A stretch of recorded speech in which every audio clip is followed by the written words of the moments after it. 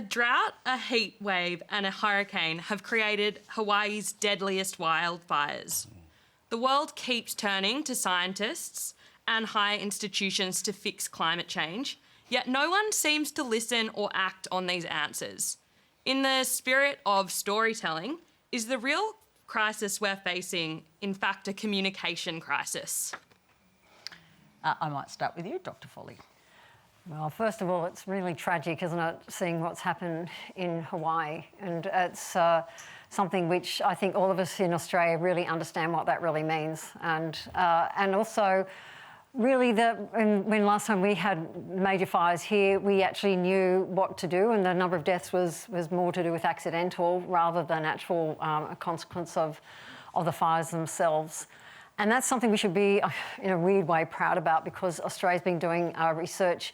First of all, the researchers that I'm used to in CSIRO, where I came from before I did this job, I had 70 years of research in that area. And of course, we've got our first Australians who have who've got 65,000 years of understanding how to go about doing cool burning and really understanding how to control fires and keep that under wraps to some extent. And we've got a lot to share with the world. But I think what you're saying is really important. How do we actually communicate this so that we're able to make sure we share it with other countries where we're seeing in Greece, the USA, Canada, even the UK has had its a few wildfires, they call them there. And one of the things we've been doing is sharing what has Australia learnt and being able to make sure that we're able to take the learnings we have, even though each country will be a bit different, and work on that. But you're saying, how do we actually turn around and address climate change? And because this is a consequence of it.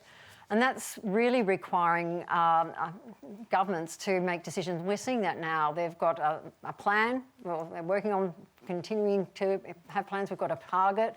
There's a realisation that we've got to do something fast. We've got to do an energy transition at a rate that we've never seen before. This is going to have a huge impact, not just on government making decisions, but every one of us is going to have to think about the way we live. Dr. Foley, are we moving fast enough, though?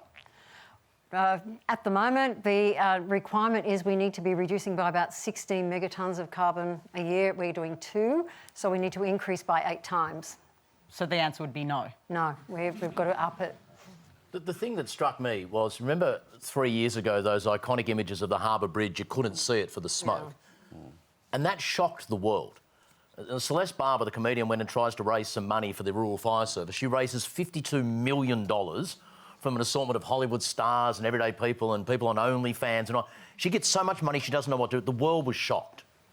A few months ago, we saw those American cities that you couldn't see for the wildfire smoke, and you just sort of went, yeah, I guess so. What's happening in Hawaii is tragic, but no one's surprised.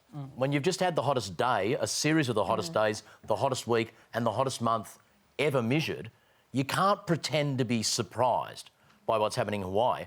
And I don't know what else scientists could do to tell the story of, look here, people, look at the data, look at the graphs, look at the models, look at the mathematics, look at the projections. This is all going in one direction. We have to now get past a point of almost complacency where people just think this is almost inevitable now. If we really pull out some stops, we can take the worst part out of this. But the clock is genuinely ticking now. That's an interesting point you make about complacency. I think it's important to highlight the good science that is going on to try and combat this. There's the technology side of things where, you know, there are a lot of technologies that are coming up that can help fix this problem if we decide to do so. At the same time, we're doing a really good job of monitoring the planet. So there are satellites that are orbiting Earth at the moment that are monitoring all of the Earth's conditions. They're also helping us in the case of disasters. So when there are those bushfires, we see exactly where they start, where they're going, and we can help mitigate those disasters. So, you know, the science and technology is there. The decisions and the policies and the regulations need to catch up, basically. Mark Scott, how do you change that? That sounds to me that the only people missing on this panel very deliberately tonight are the politicians, and it seems that this might be on them.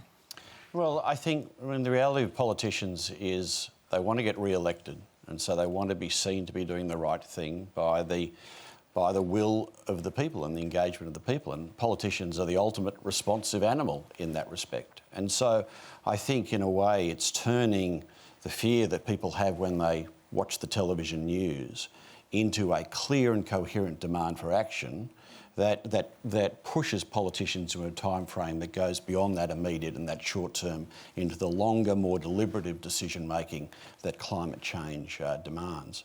I think we're at a very interesting point now. As you think of what's happening in Hawaii, you think of what's happening in the United States, and you anticipate this Australian summer to come. Because, you know, we've had so much rain, there's been so much growth, and now it's drying out very quickly. And you look at the heat that's been there in the Northern Hemisphere, it just feels terribly ominous. And again, I think there's a sense of, the sense that you can see and feel, you know, disaster coming in many ways. Again, I think that puts an imperative on political leaders to look beyond the immediate and the short-term and pragmatic and engage more fully in the tough decision-making that climate change really demands. Dr. Foley, just finally to you before we get to our next question. You said, you gave us the numbers before and said we're not doing well enough. Is it time for a moratorium on coal and gas? Is that the point we're at? At the moment, we've got lots of opportunities to make a big contribution. We're seeing critical minerals, which Australia's got lots of, as a pathway for us to be really able to contribute. So that's where a big focus is on being able to make them processed, available, make batteries and be able to do that. And if you go through looking at what the government's planning to do, it's something where they've got the need to get to zero emissions by 2050 and then 42% or 43% by 2030. That's going to require us to really double down, knuckle down, being able to deliver at the rate that we have to, knowing that we've got to have an overall plan. So it's, I mean, the government's the elected government of the day, and we have to make sure that we champion the options and make sure they're aware of where the opportunities are and make sure that we've got the best science to support the opportunities that are there. With COVID, we followed the scientific advice pretty closely. Are we doing the same with climate change? Well, at the moment, what I'm seeing is a whole lot of things happening in energy transition, plans to be able to get to the emission targets that we've got. We've got energy sector plans coming together in order to work out what does each sector have to do to deliver on that. So we're working our way through it. But it's not fast enough, you're saying? Well, we have to do it at the rate that we're not used to. It's hard to get your head around the scale. I think a previous chief scientist said that we've got to cover the area of Tasmania 5 times with solar panels if we're going to get, as an indicative amount, if we're going to get the amount of renewables in place. That's a lot of solar panels.